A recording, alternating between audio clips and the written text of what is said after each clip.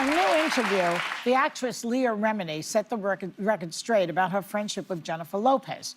Remini skipped to Lopez's wedding to Ben Affleck in 2022, which led to rumors that she didn't support the marriage. But now Leah Remini says she was never feuding with Jennifer Lopez, explaining sometimes you don't talk to people every day like you used to, but that doesn't mean the love is lost.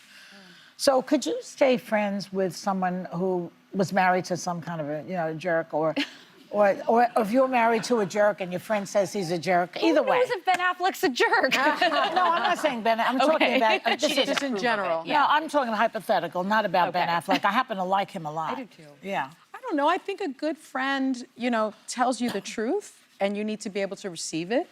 What if some girlfriend of yours, Regina's my best friend. Manny, forget about him? Well, she did the opposite, actually. I was going to cancel Manny because I thought he was too short. And then Regina told me he could stand on his medical degree and he'd be tall enough. So she gives very good advice.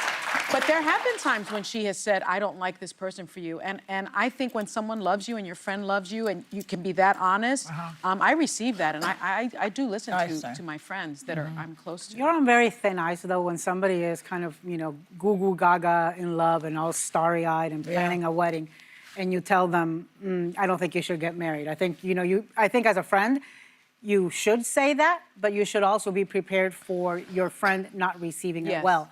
But, I remember seeing Leah Remini and her husband. Now she's getting divorced too. After, so they're both they've both just gone through heartbreak and divorce and all of the trauma and difficulty that comes with that. And I remember seeing her at Mark Anthony's wedding, so J-Lo's ex.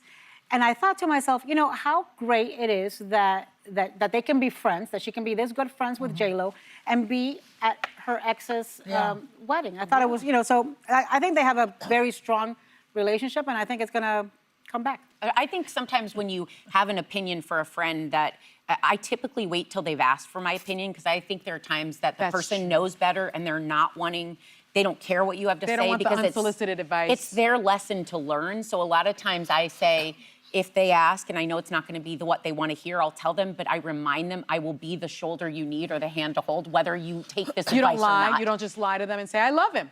No, I can't.